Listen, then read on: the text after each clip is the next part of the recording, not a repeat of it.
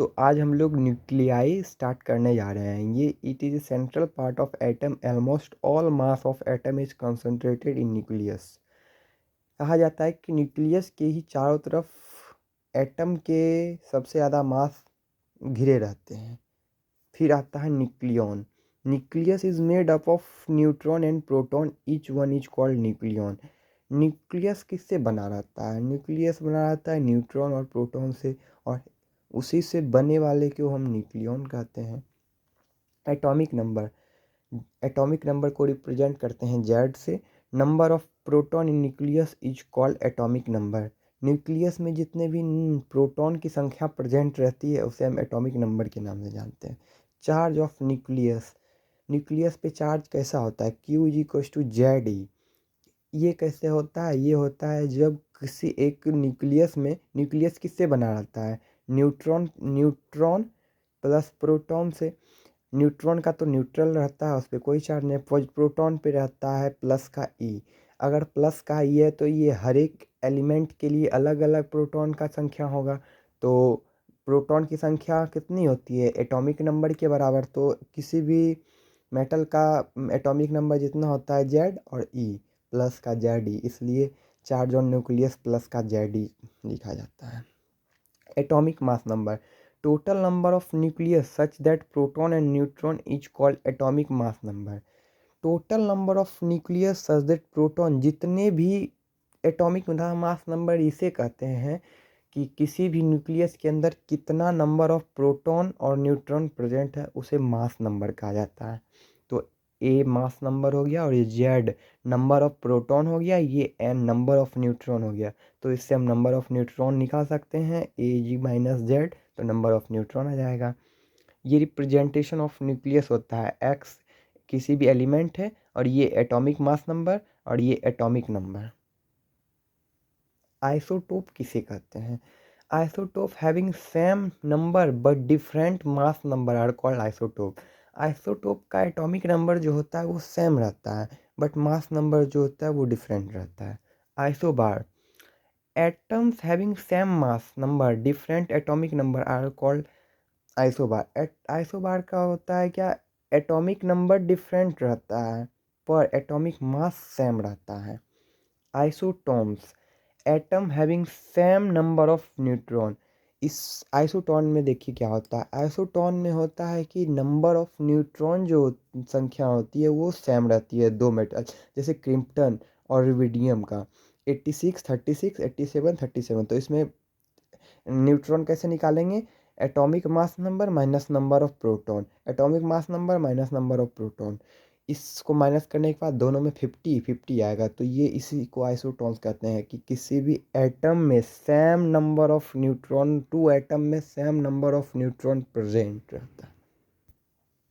Isomer, isomer क्या होता है? A and Z are identical, radioactive property are different, then type of atom is isomer of each. उसका जो atomic mass number Z number atomic are identical, but उसकी जो radio active property होती है वो डिफरेंट होती है। मान लीजिए एटॉमिक मास नंबर सेम है और नंबर ऑफ प्रोटॉन की संख्या भी सेम है, पर उसकी जो रेडियो एक्टिव प्रॉपर्टी होती है ना, कि उससे कितना अल्फा पार्टिकल निकल रहा है, कितना गामा मतलब रे निकल रहा है, ये उसको जो आइस रेडियो एक्टिव प्रॉपर्टी होती है वो डिफरेंट होती है। AMU, AMU एक तरह से मेजर मास को, यूनिट को मतलब मेजर किया जाता है किसी भी मास को, atomic mass unit. It is 1/12 part of mass of 12 6 carbon nucleus. ये एक तरह से मेजरमेंट, जैसे केजी होता है, ग्राम होता है, उसी तरह AMU होता है। जैसे हम लोग सोना को किस में मेजर करते हैं? केजी, हम ग्राम में तो नहीं करते हैं, उसको हम लोग भर में करते हैं। इसी तरह एटम्स को नापने के लिए इसमें हम AMU में मेजर करते हैं उसको। Mass of spectrometer is a device which is use to measure mass of nuclear. Spectrometer जो होते हैं डिवाइस, उससे हम लोग मेजर करते हैं कि मास ऑफ न्यूक्लियस कितना है। मास ऑफ Cl, ये फॉर्मूला होता है कि किसी भी मास ऑफ न्यूक्लियस कैसे फाइंड कर सकें। Einstein theory of relativity, Einstein साहब ने कहा था कि उनकी थ्योरी क्या कह रही है, E is equals to M C square. ये तो जानते होंगे, मैं मास और speed of light. Energy and mass are interconvertible. इसका मतलब है क्या कि अगर हम एनर्जी से हम मास प्रोड्यूस कर सकते हैं और मास से हम एनर्जी प्रोड्यूस कर सकते हैं। Energy produce at loss of mass. अगर मास का लॉस हो रहा है तो उन्हें वो दूसरे फॉर्म में एनर्जी के फॉर्म में हमें मिल जाएगा।